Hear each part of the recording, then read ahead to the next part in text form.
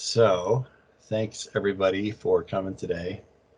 And we'll talk today about some Azure CLI. I can stuff into an hour getting into learning this and exploring what's possible in the Azure CLI. And sharing some of the things that I've learned with it. So I'm David Cobb. This is my background. I'm a consultant and a technical instructor now. I'm doing some online training. I'm doing some consulting, some SQL Server stuff, but a little bit more and more Azure consulting. So I've done a lot of different roles in my career. Started off doing help desk and worked my way up to web development and kind of fell into being a DBA. And got certified back in 2002 with the Microsoft certification for the database, and that opened some doors for me to get other opportunities. And I've been an admin and now a cloud engineer. So good at taking tests. I like tests. Take a lot of tests, certifications and so forth for SQL, now for Azure, and some for AWS. And I really like all of it. It's hard for me to focus.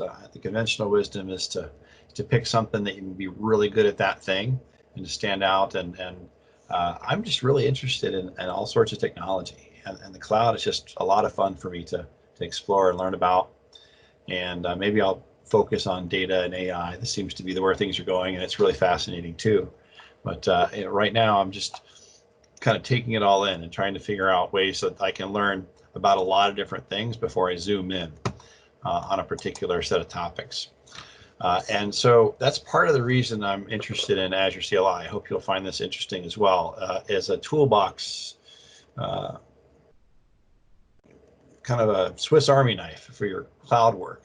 Not just Azure, but other clouds as well have a command line interface, and it can be really intimidating at first, but when you start unlocking it and seeing what it can do, it's really powerful to be able to explore and script solutions with the cloud. So I'm going to show you how you can get started with it, how you start learning it. I found some really interesting tools to work with the CLI, and we'll look at some basic commands. So how you can kind of start off learning this thing. If you are interested in certifications and think about maybe AZ 104, that's your Azure Administrator certification. So there's a lot of questions about creating a storage account or creating a VM, and those questions might be about either PowerShell or Azure CLI. So you want to be familiar enough to read it and understand what these commands are doing. And then hopefully you get to the point where you can work with it day to day. So we kind of show you some of the things I found that were helpful for learning, and then get into some interesting preview commands. I'm starting to find that this, as we look at how Azure grows, we'll talk about a little bit more about how this thing is so big. Azure, nobody can really know all of it. It's such a fast growing thing, but Azure CLI is one of the ways to keep up with what's new and some of the new functionality. So I'll show you what I found there. And I did this talk yesterday for the Clouds Goes community. So I got involved there learning about DevOps, and it's a good online community. And there's a challenge there to learn and code and share. And I hope maybe that's interesting to some of you. Maybe if you work with Azure CLI and figure out something about it that you like, and code, write a script that works out the features. Maybe you build a VM with your script, or maybe you figure out how to use some other interesting feature, and then share that code with the rest of the world. And thus, you're learning, and you're also sharing and giving back to the community. So I'm hoping to challenge and encourage people to do that as well. So with the Azure CLI, since it's written in Python, the whole idea of it is to be cross-platform. So there's a ton of different ways to install this. So I have this running on my Windows machine. I'm primarily using Windows. I have Linux and WSL. I'm using Azure CLI there as well, and also in Cloud Shell. If anybody's ever used the Cloud Shell in the Azure portal, that comes with Azure CLI. So this is all, and it's all open source. You can actually go find the code on GitHub. We'll take a look at that project site, and you can look at the Python code that this is all implemented in. Lots of different ways to install it. I would encourage you, if you look at setting this up, look at a way of installing it that you can keep up to date. It's changing very rapidly. So there's ways to install it. Maybe you would use apt-get if you're in Ubuntu. and you want to find an equivalent way in Windows. If you have questions about that, we can talk about it. So you keep it up to date because it gets updated very frequently. And you're running this in a shell, and there's tons of shells out there. If you're a Windows user, you're probably inclined to work with PowerShell. And the good news is it's not an either or choice. With Azure CLI, you can use it within the Azure, alongside Azure PowerShell. You can use it in the PowerShell shell. So when you think about PowerShell, you're thinking about Azure. There's a set of modules that work against Azure and PowerShell. And then but that's separate from the Azure or from the PowerShell shell itself. You can actually use the shell to work with other things.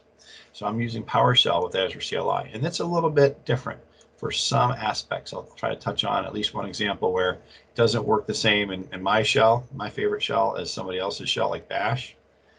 So if anybody's using this or using Linux intensively, I like to talk to them about how they're using this with Azure. So it really it's up to you. I won't tell you you should do it the way I do it, even though I'm right. I think my shell is the right choice, and everybody should do it the same way. But the reality is that everybody's got a different set of tools. They come from different backgrounds, and so wherever you're coming from in your IT career, having a shell that you can be comfortable with and you can adapt to new technologies is really going to be a lever for you. It's going to give you the ability to pick up new technologies quickly and be productive quickly.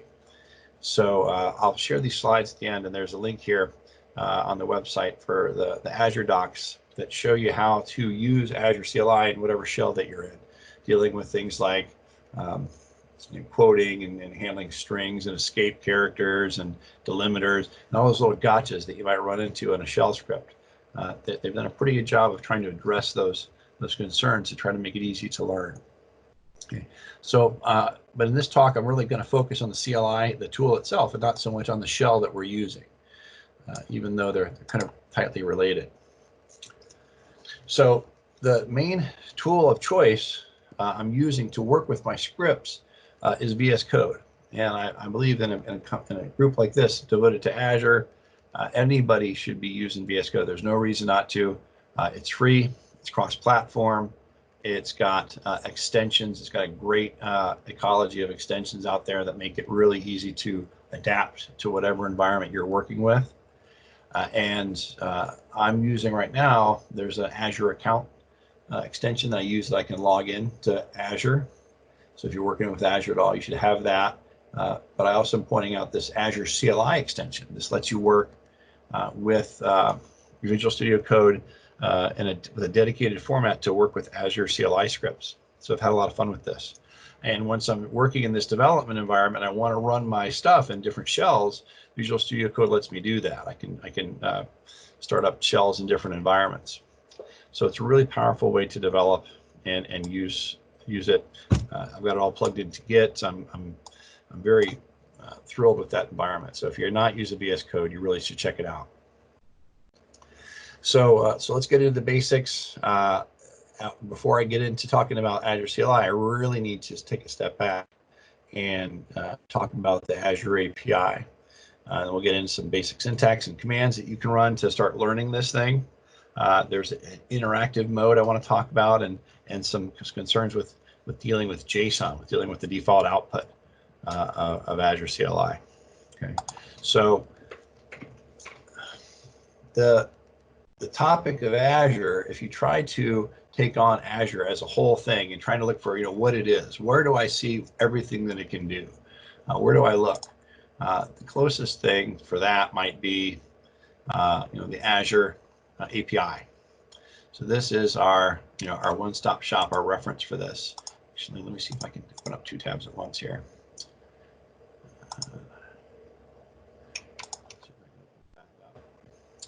And then keep that going well. Oops, I lost my space. Hold on just a second, guys. And this Azure reference for their API, if I scroll through here and I can find and filter through for anything in Azure, there's nothing in terms of functionality with Azure that I would not use their Azure API to reference. So this is the control plane. This is where I would interact. And if you want to come here and you want to follow this script, this gentleman walks you through setting up a service principal, setting up an account that you can use and create a token so that you can make a request against the Azure API directly using Postman or any other tool, making a REST request and start interacting with Azure. And that's as close as to the metal as you can get in terms of working with Azure directly. You're calling these APIs to either get information or to create or modify or remove resources in Azure. That's the control plane. So as we start thinking about the tools that are working against this thing, if I pick something in here that's going to be pretty common, come into like resource management, maybe resource groups. Now I happen to be on this, I should be actually, let's see if I am. I'm actually logged in to my account. I've already authenticated. So if this still works, I should be able to click try it. And this is my REST call. It's going to do a HTTP GET request. It's going to call this URL. Okay. Only difference between you and I making the same call is this actually passing in my subscription ID. So I get to see what I have access to with my subscription ID over here, and you're going to see whatever you have access to in your subscription. And it's already connected, so I've already authenticated here. So I get to test out this API. There's a token here that manages my session, so that's my security. That gets refreshed every hour to keep me logged in and authenticated. That's kind of like I've got to protect that as my key, as my password. That is a temporary authentication mechanism to make requests. So when I go log in, it gives me that token, and then every time I make a request, I show it that token to continue getting access to my account. So when I made that request, just by clicking a button here, here's all my various resource groups. Okay, so I can interact with my account over the REST API without having to actually do very much work. I'm just kind of finding that request and launching it. Okay, so that's the thing that we're trying to keep up with here. If we're trying to understand Azure and think about, oh, what is it? How do I work with it? How do I learn it? This is the big picture.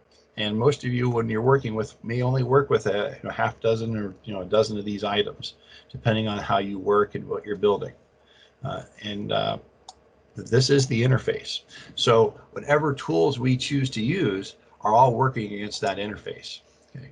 So it's big, and constantly I'm overwhelmed by what's there. And if I come over here to the GitHub site, there's actually a GitHub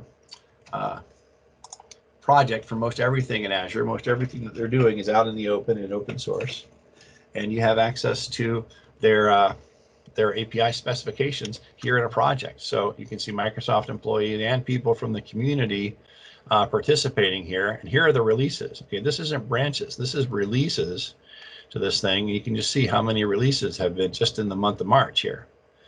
Okay, so it's changing very rapidly because you have all these different teams working against all of these different aspects of Azure.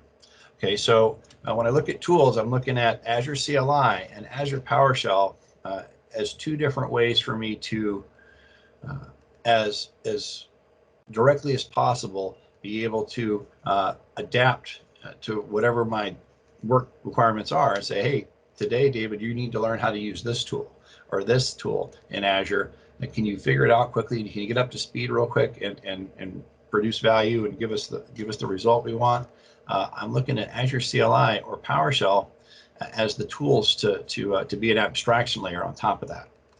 So if you look at these two projects, so the issues tracker here for CLI, you just can get a sense of how quickly these things are changing. So there's 980 issues, 58 pull requests on the Azure CLI project. Here's the project for the tool we're talking about today. And so there's a lot of things going on here from a lot of different aspects. A lot of different teams are all contributing to the same tool. So it's moving real rapidly. And I think the releases, I think there's been just in the last month, I think there's been like 3 or 4 releases.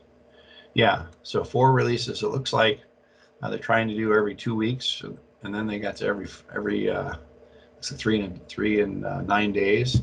So it's changing really rapidly. So here's all the release notes for this tool. So fast, really rapid, and keeping up with this is a challenge. So I think if we have a focus on the tool, that helps us to keep up. If we're good at the tool, we can learn these things and adapt to them quickly. But the downside of that is the reason for my my disclaimer here, that this thing is bleeding edge. So as I'm playing around with these tools, I think they're really great. I'm learning a lot. They're very useful, but they do break. They might be out of date. They might have to be updated. So I've run into different hurdles. That's things that were working earlier in this week, for whatever reason, now they're not. And part of that's on me. Maybe part of that's on them, as they're rapidly updating these tools. So some things might break today. That's all right. We're just learning. So when I looked at the Azure Resource Manager that tool on the Azure API, you actually have another tool as well, the Azure Resource Explorer, that's a similar view on what this interface can provide you. Whoops. Looks like for this one, I may need to sign in again. Let's see if it'll let me sign in today. So you have another web interface on this. All right, so if you haven't seen this yet, resources.azure.com, once you set up an account and you log in, you can access your subscriptions and you can drill down into your resources, and not just to look. Depending on the thing that you're looking at, you might actually make modifications here, or at least learn how to reference those things, at least get the URI that you need to access to make the change. Okay, so you have an interface for that. But why would we use a web interface when we really want to use a UI, a command line interface? All right. So here, I'm going to try to make the same request. Here I am in Visual Studio Code, and I told you earlier that I was using that Azure CLI extension. And in order to use that extension, I'm actually connected into it right now, and it's running. And you notice that my files all end in AZ CLI. If I'm working with an Azure CLI, I want that extension to activate. I can use this tool through renaming all of my files. So here's my code, okay, and I'm using, I told you before, I'm using PowerShell to run this code in, but this is actually calls to the Azure API. And one of the tools that's benefits that's really neat is that if I hover over things, hover over names of the commands, like EZ is the Azure CLI, that's where everything starts. That's the first command I would run. I'm trying to show you the equivalent command in REST, but right now, actually, it's stuck there on loading. Here, I'll do a little debugging live while we're doing our presentation here. With your Visual Studio Code, if you install extensions, they're all going to write outputs to different output windows here. And I believe I have an extensions output right here, or debug console, output, extensions. And one of the outputs is actually showing, there it is, extension host. So I can see when I try to run this thing, it's actually logging error messages down here. It's telling me that the provider failed. So in order to get that to work, I've had to disable and then re-enable the extension. So I'm going to come over to my extensions navigation over here on the side and go find that extension. Let me just disable it. And let me re-enable it.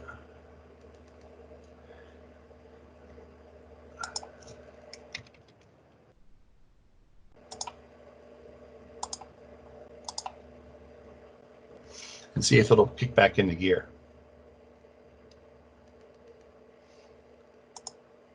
All right, so if this does what I want, when I hover over this word, this time when it goes out, it reaches out and tries to get the information. Instead of failing, give me a provider failed message, It might give me documentation. It might give me in-place documentation here. There it is. So it connected. So you guys can see that it's actually showing me, and this is actually rendered in markup. When I hovered over this command, this is the REST request. It's telling me how to use it. And I want to point out a few things. When you look at the arguments, if you're familiar with any command line tools, you'll see, oh, okay, I know how this worked. When you pass in parameters, you pass them in with a hyphen or two hyphens. And the distinction here is if I want to use a single character, like a more common command that I'm using a lot, that'll be one hyphen and a single letter. But for any given parameter, there's always going to be a double hyphen and then a word parameter. So this is kind of explicit. And then this one here, the -u, is kind of the shortcut. So you can use either one to pass in parameters. And then this shows me, and I can scroll down here, in place, the documentation to use this tool. All right. So if I hover over the individual commands, I get that information. So just to show you an example of what we've been doing, here's a URI, the same URI that I was using in the web interface. All right, so I'm going to put this in a variable. Let me go back to my terminal here. Back to PowerShell. See if we're still live. Since I reloaded, I may have to reload my session here. Let's see if I'm still connected. So if I define this, and notice that when you're using the AZ CLI extension, it's a little bit different. Instead of pressing F8 or F5 to run things, I'm actually using Control hyphen to run things. It was a little strange when I started using this tool, but I'm starting to get used to it. So if I can run that command, and I'm going to call this command with the get method, pass in my URI, and I'm going to capture that result. On this, the machine's a little slow, so it's typing as it's running the commands. But hopefully, when it comes back, it'll take the result and it'll capture it in this variable. I just want to show you that the variable holds JSON.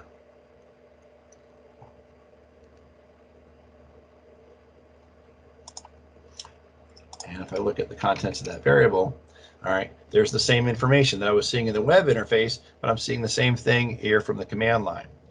So, so this is a starting point. As I start working with the CLI, I have to be able to look at and deal with JSON to start processing things. But maybe I don't want to take the giant leap. Maybe I want to go straight from the web into having to type these crazy commands. And I wonder if there's another way. And it turns out that there's a kind of a combination of the interactive command line and a tool that you can use to navigate your come out of this. And this is WSL, my other terminal, my Ubuntu terminal, and there is an extension. This is not in the default. Okay, this is actually a project, a side project by one of the Microsoft employees, and it's called AZ Browse. So when I run this tool, it'll connect in. It's using the same authentication mechanism that I use in the web, the REST calls. And here I'm actually looking at my subscription, and I can press enter here. And now I'm drilling down into my individual resource groups. Okay, and I can see the same stuff over here on the right. But the difference is now I get to navigate. So maybe I'm working with a SQL server. Well, over here I have a SQL server in my resource group, and I can drill down into that SQL server and get properties of my SQL server. It's not showing you my administrator login password, so that's good. It's showing you a null. I think that's good. But it shows you all of the information there, and I can interact with it. Sometimes, depending on the thing that I'm working with, it's just view only. But depending on the thing that you're looking at, you might get the ability to interact. So when you're looking at something that looks like, hey, maybe there's an action here, something I can control, you can press tab and you can get a set of help for this tool. So I can look at the different things that I might be able to do. If there's any actions that I can access, view actions for this resource, I guess it's Control A. So if I see any actions here, it'll go and find what I can do against that tool. So far, I've just kind of been using it to explore my account. So very often when you're working with these kind of tools, with command line tools, you need to grab an ID from one thing and then pass it somewhere else. So maybe I want to copy off an ID or some property of this and then paste it in to work with some other part of my application. So that's really what this is for. So you have tools in here to grab the JSON or grab IDs or different pieces of information.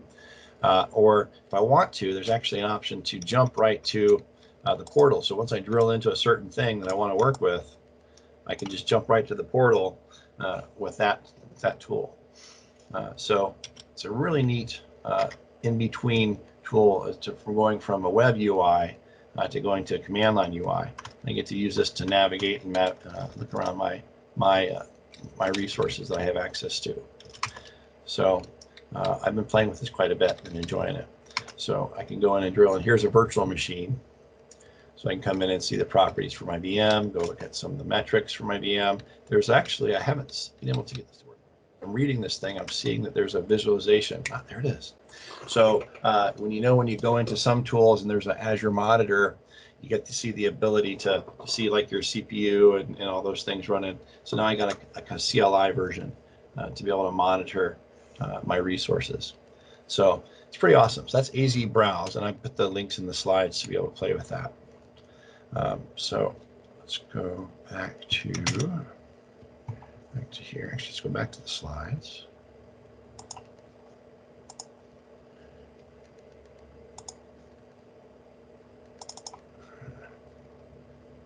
All right. So that's AZ Browse, and you can find that on GitHub. And I found this other custom extension, another Microsoft employee put this together that integrates that AZ Browse right into the Azure CLI. So it just looks like another command. I'm having a lot of fun with that. So when you start off, you'll notice those parameters. The most important parameter is -H. That's the help parameter.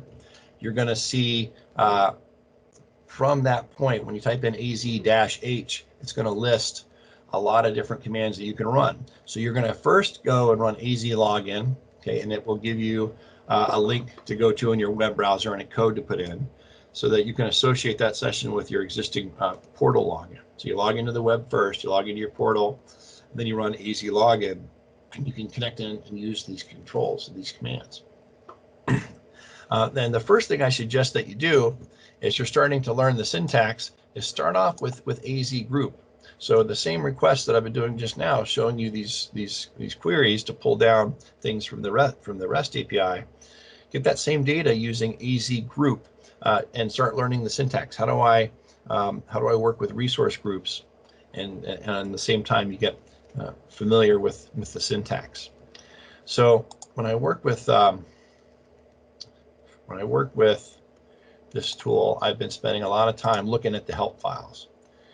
And this, just like anything else, if I run AZ rest -H, I get the help file output from this command. And it's always listing the commands on the top with a set of examples down here on the bottom. Okay. That's really great as I'm starting to look through this. But again, I can understand it can be overwhelming because there's a lot of things to look at there. So one of the ways, if you're starting to learn and trying to figure out what do all these things do, is you want to look at something called AZ Interactive. So if I type AZ space interactive, yeah, I get this UI that shows up, and it's kind of like a tutorial and documentation and an assistant kind of all in one. So you'll notice up here where it says AZ, I don't have to type the AZ again. So if I'm interested now learning stuff about compute or virtual machines, and I type VM, and now I hit space, and now it shows me all the different commands I can do. So there's commands and then there's subcommands. So maybe I need to create a virtual machine. All right. So it gives me the syntax for that. Or if I keep typing, I get the list on the bottom. You'll notice this is showing me different examples that might run. So if I'm really starting out, I really need my handheld, I don't want to figure out what all these parameters are. There's a lot of parameters. I'm kind of feeling overwhelmed. what I can do is there's a way to say, hey, can you just walk me through this tutorial? So I want to do this first tutorial here. I would like to learn how to create a default Ubuntu VM with SSH authentication. So I'm going to type create : and then the number 1, which equates to the first. That's the first example here. Okay. So it walks me through running that command, and I'm going to write one parameter at a time. So right now it's prompting me for the name. So I'm going to call this this is the Dave VM. I'm going to hit enter. Now it's prompting me for my resource group. So I'm going to, now look, it's giving me IntelliSense. So it's actually showing me, whoops, let me go back to where it showed me the groups. I need that group. There it is. I want to pick a resource group that actually exists. Okay. Now I need to pick my image. Let's do Ubuntu. Now, obviously there's a lot of other commands. I could provide keys, I could specify disks, I could connect into refer to the network that I need to work with. I put together an example here when I created one with SSH keys and connected it to an existing network, just as I'm learning this thing. But what I love about this is that it just makes it as easy as possible for you to just start working with it and start learning.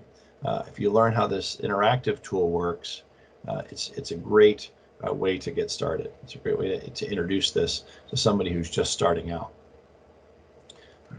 So it's churning away. I hear Azure's a little bit busy these days. So I wonder how long it's going to take to get my virtual machine. So I'm going to give it a little time to work on that.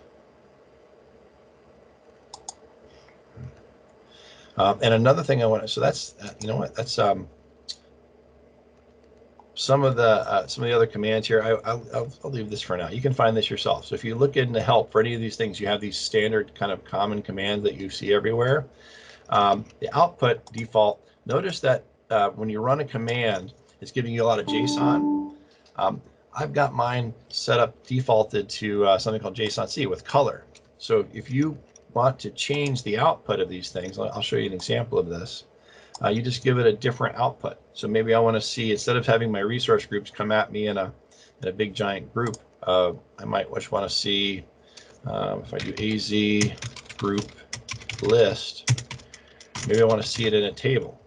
All right, so I can change the format for what makes sense for me, what I'm doing in that context. Okay, so I can see my resources right there. So there's AZ Interactive. We talked about that. Also want to show you as a first command, once you start using AZ Interactive, you start using AZ Help and starting figuring out those things. If you start working with this for a while, you'll realize that a lot of commands require you to provide a resource group, the provider, or location over and over again. And one of the tools that you have available to you is AZ Configure. So when you pick a command, you run it with -H, and you look at the help, try to figure out what it does. Right. So this shows you how to specify defaults for your AZ CLI sessions. So you can have a default location, you can specify a default resource group. So if I list right now my default resource groups with AZ configure -L, I can show you that I've already set up a default locations for US East 2. I've already set up a default resource group. So it simplifies my ability to create things. So if I want to create it's a bit bigger. I want to create a storage account. Right? Normally I'd have to provide all that information. But let me do this just as an example here. I'm going to create a random name. Got a little PowerShell code here just to create a random string, just so I know that it's going to be unique. So yeah, so my storage account is going to be this. All right, so I want to show you that AZ storage account create because I've already defined some defaults. Okay, and if I forget what those are, because I'm using the CLI extension here, it shows me that I've set my subscription up. I've got my MSDN subscription. I'm in the US East 2, and there's my resource group. Okay, So I don't need to provide those now. I can just tell it, hey, create for me this storage account, and I don't need to do anything else. So I really have enjoyed, as I'm working with this thing, playing around with the config and setting up defaults. All right, so that should create a storage account for me without any extra work. So we looked at the AZ configure, looked at the group and AZ login, and we talked a little bit about the output here and the interactive capabilities. There's a lot of information out there in tutorials. If I put a reference, when I put this out there, there's reference tools for getting started with AZ CLI. Probably the hardest thing you're going to run into is dealing with JSON. So when you get this output, this giant dump of JSON, you have to figure out how to grab that piece of information that you need to work with. So the AZ commands, all the AZ CLI commands, are going to come with a dash query parameter. Okay, so you can use this to put in a query that can pull the pieces of information that you want from the JSON output. And again, I'll link you to a few good tutorials. The Azure documentation has excellent tutorials trying to get you started, but I'll just give you the basics here. So if you have an app that, or you're calling it something that gives you information from a single JSON object, here's a query that'll grab two pieces of the JSON from my account, and it'll just give me my environment name and my username. Okay, so if I put the query that comes in quotes in brackets, I put the comma separated list of fields, and notice I can get subfields as well. So if I run AZ account show without that parameter there, it shows you a lot of information, including so I can grab like the user, and then the within the user, I can get the name of that user. So it's a really powerful tool if you can learn it. And I'm still learning it. It's still pretty new to me. If I just want to grab an AZ group list, this is an array. It's not a single object. So I need to specify that this is an array with these two brackets, and then specify I just want the name. I just want the name from that array. So this should just give me each of the resource group names. And then I can, if I want to get more than one column, I'm trying to do that with this. And by the way, this query language is called JMES path, invalid JMES path type. It doesn't like my query here, because when you do more than one column, you have to provide labels. You can't just say, hey, I want this column. You say, hey, I want this column, and I want you to call it this. So I have name and I have location label to get around that.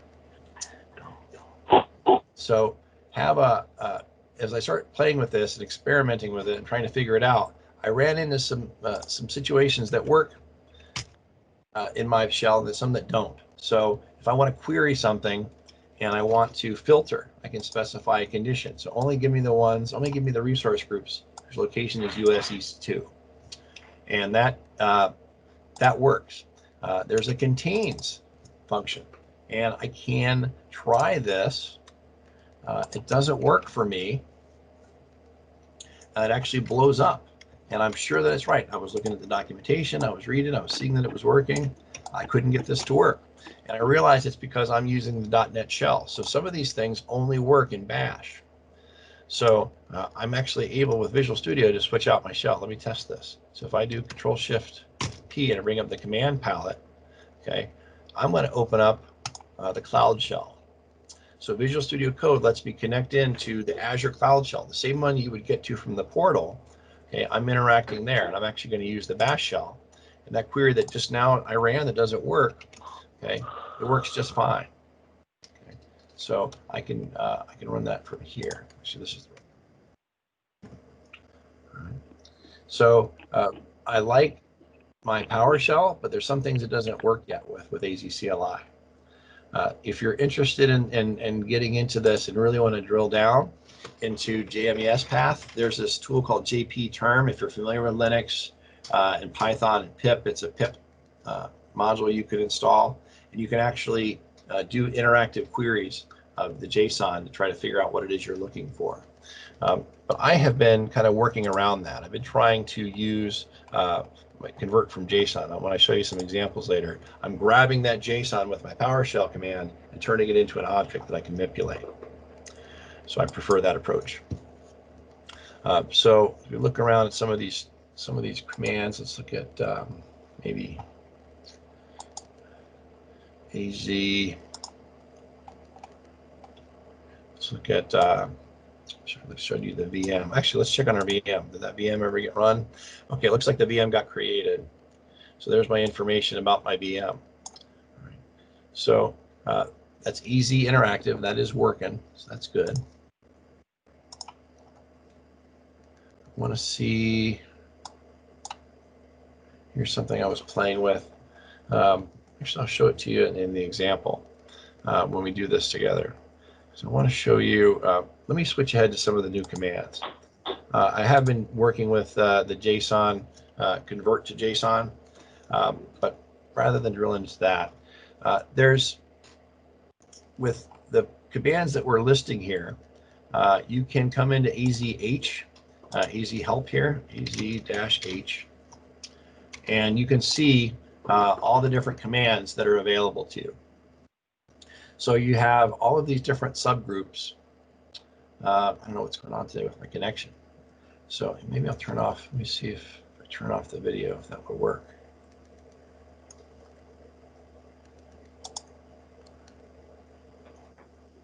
So it's listing all of the different commands that are available to me. You'll notice that some of them are in preview, some of them are experimental, like Azure Monitor is in preview. So I want to use Azure CLI to manage my monitoring, dealing with reservations, dealing with search, dealing with security, a lot of these preview commands.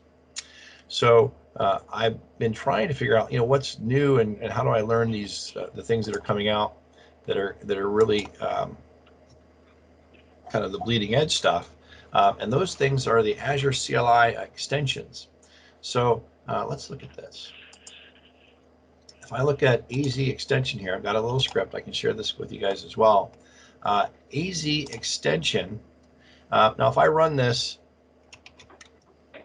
I can show the available extensions. So this is kind of hard for me to read, but this is an output of table, and it's showing me all these extensions. These are new pieces of functionality that are coming out that are under development for the Azure CLI. I really don't like this interface, but because there's a lot of data there. So let me show you what I was talking about when I'm looking at convert from JSON. So I'm using PowerShell. I'm going to take this information, instead of outputting it to table, I'm going to convert it to an object with convert from JSON. And then I'm actually going to look at it in out grid view, because I'm tired of looking at console data when I'm looking at a lot of information. And PowerShell gives you a pretty cool tool to deal with that. Let's see if I can get this to show us what we're looking for. Oh, I'm in the wrong shell. So I'm running out grid view, but notice down here I'm still in the bash cloud shell. So let me come back to my shell. All right, PowerShell, let's run that again. So I'm going to grab the data. It comes back to me as JSON. So I'm piping it to this tool in PowerShell that lets me turn it into an object. So now I can actually browse through and read about the different tools that are coming out. So things like AI examples, AKS preview, right? AZ CLI, Azure DevOps. I was playing with this a little bit. Been working with trying to apply some of the things that I've been learning about Azure DevOps. And there's some really cool tools that are not yet part of Azure CLI. They're out here as these extensions. So I've been exploring these to try to figure out what's next, what's coming up. And there's a ton of really cool and useful tools here that I'm diving into, just a couple pieces at a time. So deploy to Azure looks very interesting to me. There's a tool for Event Grid. There's a tool for Synapse, or Azure Synapse, which is being released as I think they announced that at Build or last Ignite. And for database people, that's going to be a big deal. And I want to understand it more. So maybe this tool will give me a way to learn it.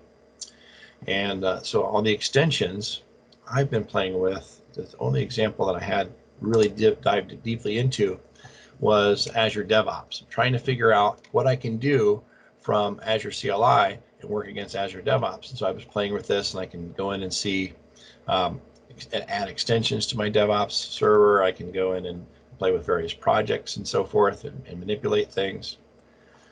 So just picking one example of that, I might have my personal access token to connect to my project, and then I set a couple of variables here for my project name and my DevOps organization, and I can run this command, and it'll connect, it'll authenticate against my my project, so I can come in and deal with security and go deal with my users. Let me see if I can show you my projects that I'm playing with. So, part of working with this stuff, figuring it all out, is just kind of exploring and knowing what's possible. So at this point, I'm just kind of scratching the surface of what's possible with this tool. So I can get in to see my different projects in Azure DevOps, and I'm having a lot of fun exploring this and learning it. So this Azure CLI project is actually on GitHub, and so are the extensions. So you can actually go to, there's a separate site, a section of the site that shows you the code that they're working on. This is stuff that's not even yet been deployed. Azure CLI's extensions doesn't even include yet. So things like blueprints, which is going to be a big deal for governance and larger enterprises, that's not even in extensions yet. It's in development. A lot of things here that I kind of got blown away with. So I'll give you guys this link. You can look for your favorite piece of technology in Azure and see what's coming out for it. I haven't done this yet, but I want to play with this dev tools. They actually publish the dev tools, and they invite people to contribute, and they give you all of the code and say, here, download this, set up the environment with Python, and set up your environment to work with our with Azure CLI, so you can actually develop against this on your own. Or in my case, I'm not going to necessarily develop. I'm not a Python developer, but I do kind of want to see how that works. I kind of want to see what's next. So maybe there's a tool that's 3 or 4 months down the road is going to be really useful and valuable, and I can get a head start on learning that tool. So that's intriguing to me. So I'm kind of surmising this is the approach. This is what's taking with different commands that are out there. So these development environment that we're looking at some point they'll release it as a preview extension. So when I'm looking at all these previews here in the grid, you can see that a lot of them are set to preview. Here, let me filter preview. That's true. So these are all of the ones that are in preview that are soon to come, right? So there's that one state. As they're getting more mature, they're developing. At some point, they'll release that extension, and then it'll become a preview command maybe in the Azure CLI. And then they work on it. Maybe at some point it's good enough. They're going to release it. Just as one example, I was trying to figure out how all this works. There was I was working with Azure Key Vault for a little project, and I noted that they had this preview. I found the code here where they actually they kind of have a flag that's set up. So hey, this is now in the CLI. We no longer need to mark it as a preview. It's no longer an extension. So it kind of moves from each of these states as it becomes released. So I've been having a lot of fun kind of exploring this stuff and looking at these different commands. I hope you guys will find that interesting as well. And I've been trying to kind of challenge people to play with this, and with the Cloud Skills community that I've been involved with, there's a challenge we did called the Code Walk. We're trying to get people that are interested in this, that are hands-on, to pick a piece that's interesting to them and then code with it. And you'll learn about that as you go. You can share what you learn, and as you're sharing, you're writing, you're communicating, and you're contributing back to the community.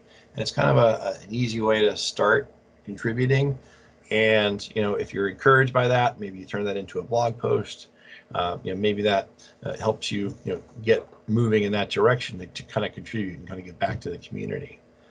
So if there's anybody who's learning Azure CLI, anybody who wants to to get into this more. I'm thrilled to answer questions or try to help you get started. Any questions from you guys? No, but awesome presentation. Thank you.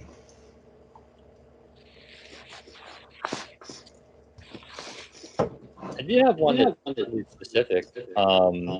David, maybe I can grab you later, but I saw with the Azure DevOps extension, and I just started playing with it, that the documentation online had an opportunity to change pipeline variables with DevOps. And it was kind of weird. I was using the Azure DevOps extension and it kept saying it didn't exist. And pretty sure I was using the correct command, but I thought it was really strange. I didn't know if that feature was yanked out and the documentation was still there. But I don't expect you to randomly know about that, but it sounds like you have a lot of expertise. I don't know if there was a way I could figure out like what I'm doing wrong. But forgive the oddly specific question. I like it. Well, yeah, reach up to me. You've already done, I'm assuming you did this already, right? You added this extension? I did. So I was able to queue a build through the DevOps extension because I don't do much with it. I'm more on like the QA side, but I'm constantly like queuing new builds and sometimes changing some variables for like the build version that we have. Yeah. So it's just kind of little stuff that I kind of help out with. It's not like hardcore DevOps by any means. But you got to start somewhere, and the fact that you're playing at that level of it, it's just you're just going to keep adding to what you know. So yeah, sure.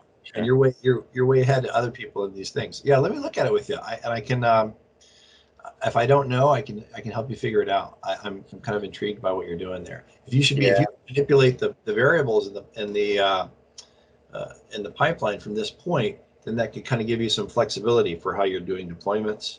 If you can automate it from here, Yeah, so we have 4 separate app builds, and like a few of them use the same version, and apparently we have some sort of restriction that makes a global variable not really work. So, I mean, it's small, but it's just something I have to do manually, and it's nice to automate all the manual stuff.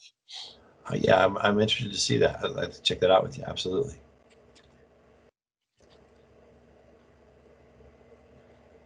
Is anybody convinced to start playing with Azure CLI?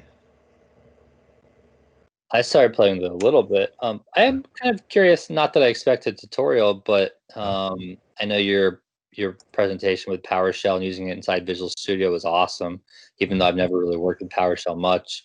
What would someone need to do just to get up to speed, like from 0 to like getting being able to run like the CLI commands in Visual Studio? Okay. Not looking for like a step-by-step, but just like a, do this, do this, do this. So what's your shell of choice? Do you want to use PowerShell? Do you want to use Bash or something like that? What are you more comfortable with? I'm more comfortable with Bash, but I'm open to learning. I haven't used PowerShell much at all. Not really a Mac Bash expert, but I'm on a Mac and I use that the most. So that would probably be one of my best options to start with. Yeah, get VS Code on your Mac. Do you have that already? I do, yeah. Okay, so then you're going to get 2 extensions. The one is in the slides here for the AZ CLI.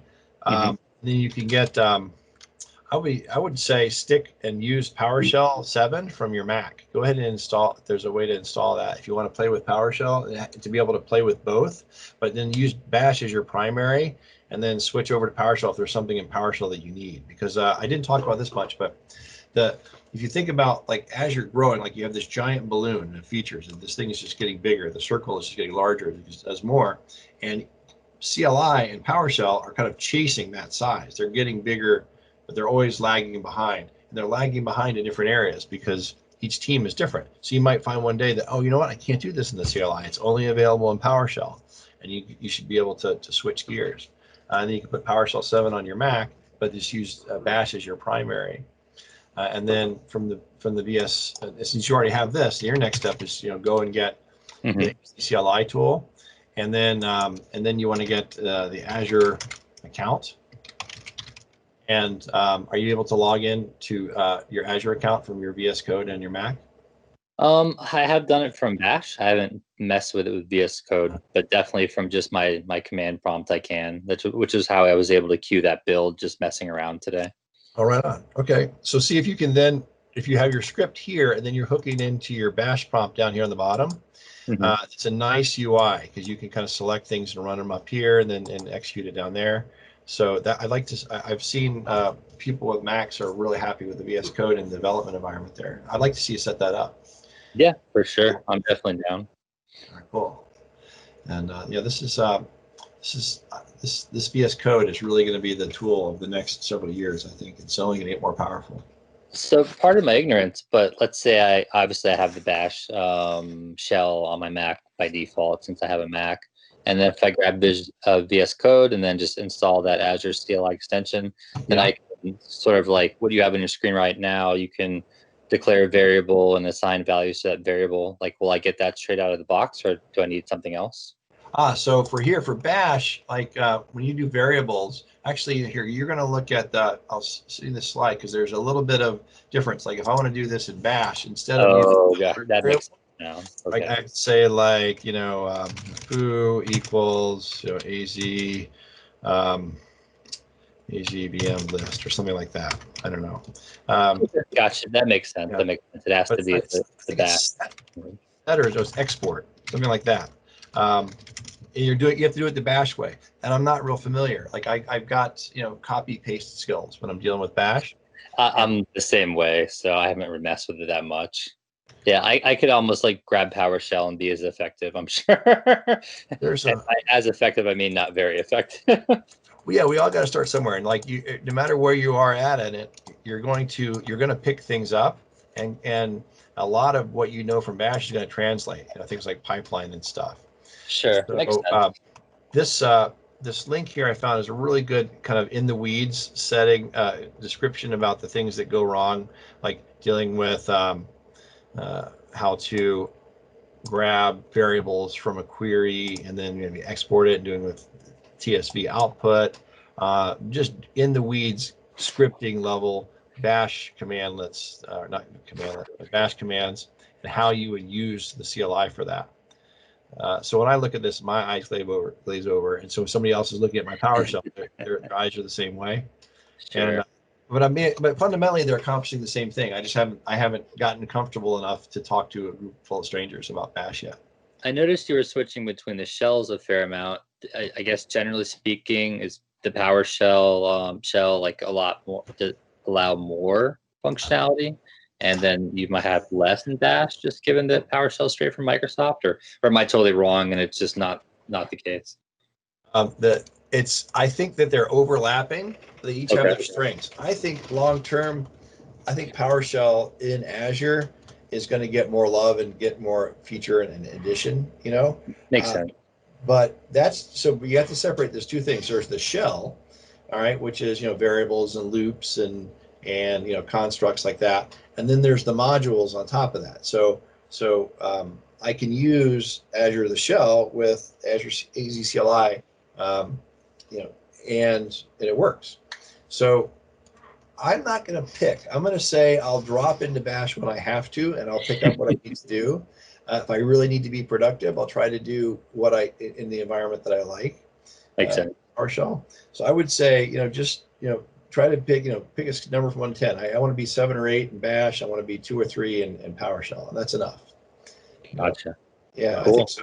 But there's no picking. They really decided, you know what? We're not going to give you one or the other. We're going to give you both and make you decide. And I kind of like that approach.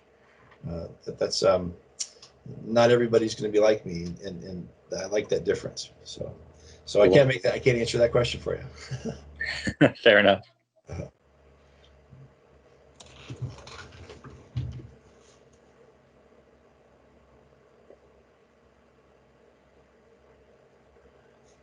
All right, so what I'll do, I think that you guys have this, I'll put this in a link here. So I put this up, and you should be able to get the slides from this. If this doesn't work, let me know. Let me see, this thing should work. Yeah, it works. So I'll put this in the chat. I'm happy to help with this. Anybody's got questions, my email's on the first slide there. Sean, I would love to help you with this. Cool. Yeah, that would be great. Obviously, I want to take one more look to make sure I wasn't mistyping it, but I swear I copied and pasted it from the Microsoft documentation. And I was like, why is it not being found? It's just kind of strange. Yeah, but it could always be user error. It's always important to keep in mind. Well, the closer you are to the bleeding edge, the more likely that it's just something's not maybe it'll change next week. Maybe the next version Sure. will fix that. Well, we're a Xamarin shop, so we know all about bleeding edge and not working.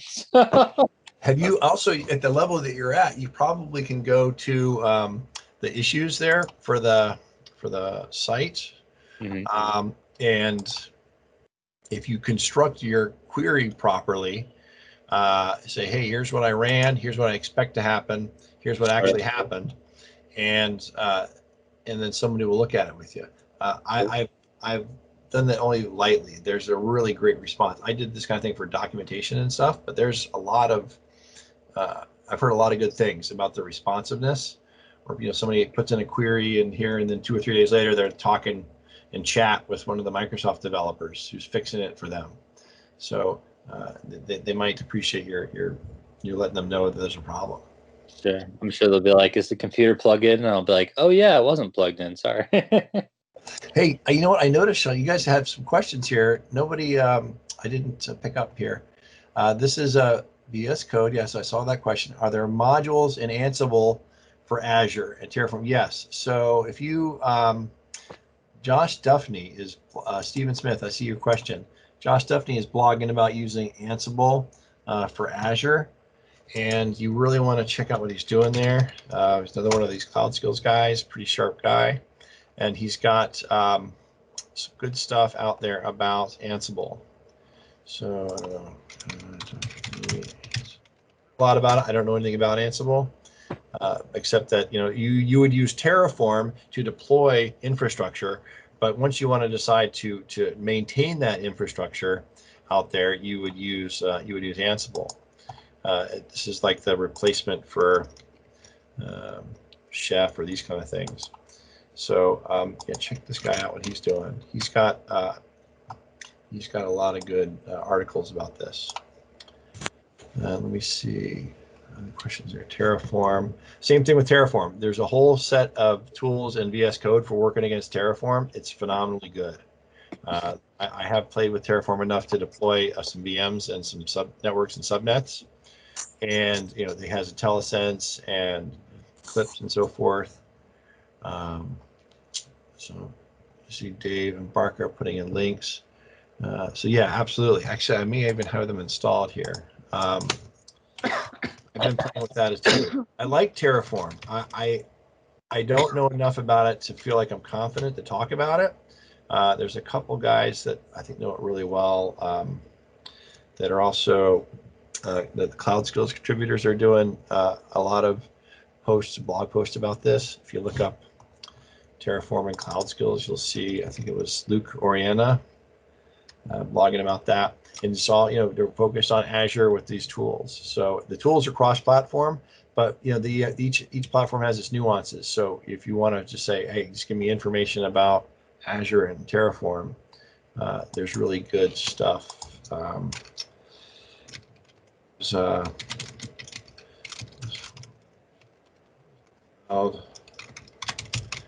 guy. Where was it? Yeah, Terraform, Azure, and DevOps. Check this out. And I think he's using VS Code for his stuff. Yeah, I'd set this. I'd set up. I would go at least play around with the Terraform plugin or the extension rather for VS Code, and see if you like it.